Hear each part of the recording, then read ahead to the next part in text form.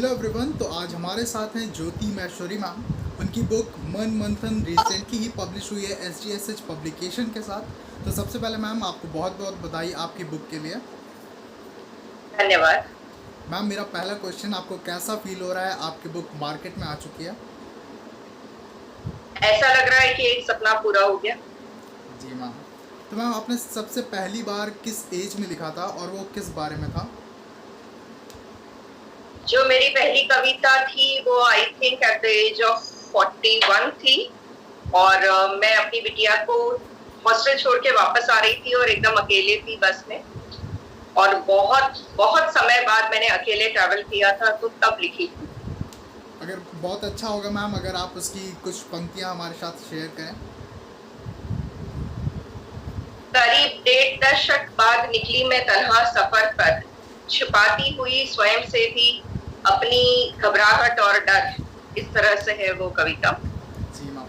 तो मैम आपने अपनी बुक का शीर्षक मन मंथन रखा है, ये बहुत ही अलग है। आपको आइडिया कहाँ से आया इस टाइटल के लिए? ये टाइटल मेरे पापा ने सजेस्ट किया है। मेरी बुक के संपादक भी मेरे पापा ही हैं और पापा कविताएं लिखते हैं, शायद वो गुण मुझ में आया है। जी मैम, मैंने पढ़ा कि आपने ये राइटिंग की फील्ड के बारे में अपने पिताजी से ही सीखा। जी। तो मैम आपकी बुक की सारी पोएम एक से बढ़ के एक टॉपिक पर हैं, सभी बहुत अच्छी हैं, पर उनमें से अगर आपको कोई एक बतानी हो जो आपको सबसे ज़्यादा पसंद हो तो वो कौन सी होगी और क्यों? मुझे ऐसा लगता है कि मैंने जीवन के ऊपर बहुत कुछ लिखा है और अपने अनुभवों से ही लिखा है। तो वो कविताएं जो प्रेरणा बनती है मेरे लिए, वही मैंने सबके सामने रखी हैं कि शायद दूसरे कोई एक भी प्रेरित हो जाए तो मेरी कविताएं सफल हो जाए। जी बिल्कुल मैम।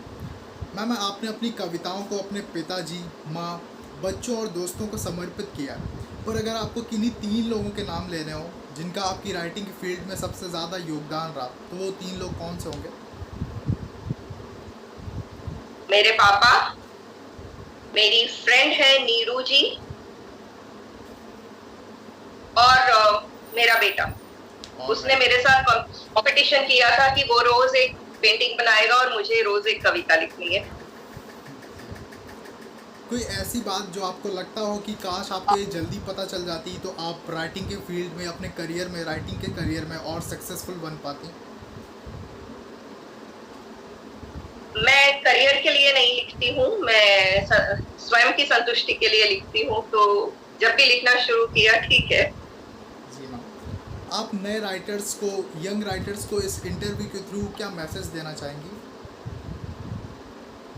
मैं यही कहना चाहूंगी कि रोज लिखें, चाहे दो लाइनें लिखें, लेकिन रोज लिखें, क्योंकि जब आप रोज लिखते हैं तो आपके विचार उस तरह से बनना शुरू होते हैं कि आप लिख पाते हैं।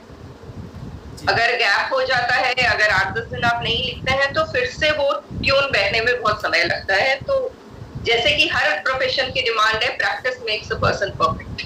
जी मैम।